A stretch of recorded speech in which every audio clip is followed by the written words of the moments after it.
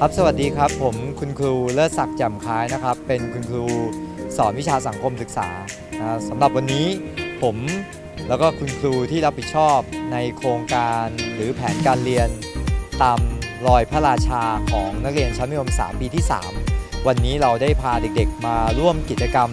ภายใต้หลักสูตรกษัตริย์เกษตรตามรอยพระราชาด้วยปรัชญาเศรษฐกิจพอเพียง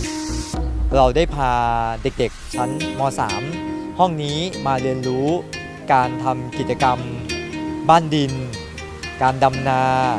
การเรียนรู้การปลูกผักในเมืองซึ่งใช้พื้นที่เล็กๆแต่สามารถสร้างอาหารหรือผักที่เรากินในชีวิตประจำวันได้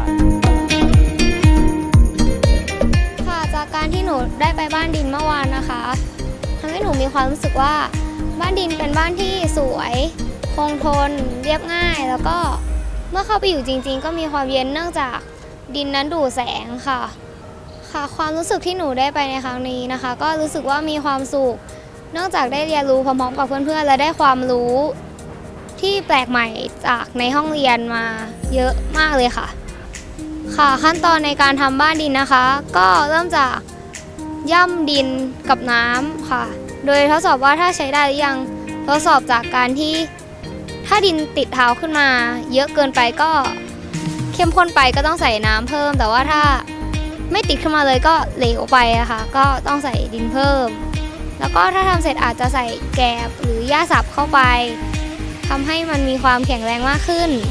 จากนั้นก็นำไปเทใส่บล็อกไว้ค่ะแล้วก็เอาบล็อกไปตากบนพื้นถ้าเป็นพื้นซีเมนต์ก็จะแห้งเร็วกว่าพื้นดินปกติค่ะแล้วก็ถ้าแห้งแล้วนำมาก่อเป็นบ้านเลยค่ะ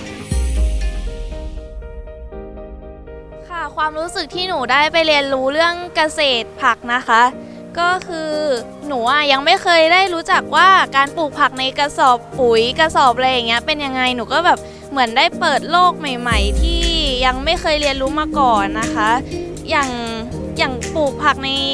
ถุงปุ๋ยอะค่ะคือหนูอึ้งมากที่เขาแบบ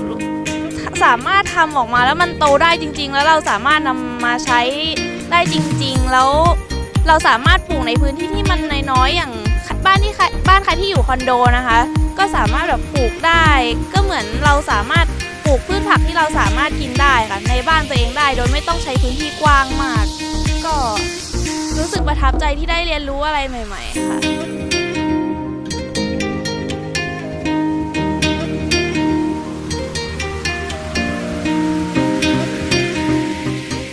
รู้สึกแปลกใหม่มากไม่เคยทำมาก่อนไม่เคยดำนาเลยตอนแรกๆก็รู้สึกว่าแบบจะเป็นยังไงจะเลอะโคลนหรืออะไรไหมแต่พอได้ไปทำจริงก็คือเลอะแต่แบบพยายามทำตัวให้ไม่เลอะไม่เปื้อนเปื้อนเสื้อมากที่สุดแล้วก็ตอนลงไปก็คือเหมือนขาเหมือนจะโดนโคลนดูดลงไปทั้งตัวตอนแรกๆก็จับเพื่อนดึงเพื่อนล้มบ้างแต่หลังๆก็คือแบบหนูจะโดดเดี่ยวเดินไปเองแล้วก็เดินไปเรื่อยๆมันก็มีจุดสิ้นสุดของดินเดินไปเร็วๆเพราะว่าตามเพื่อนไม่ทันแล้วไปมาก็รู้สึกโฟลว์ในการเดินตอนปักนาหรือดำนาก็ไม่ได้ยากอะไรมากค่ะแค่ปักแต่ที่จะยากที่สุดก็คือตอนที่เดินตอนแรกก็รู้สึกกลัวแต่พอไปถึงจุดสิ้นสุดแล้วก็รู้สึกสนุกอยากที่จะดำอีก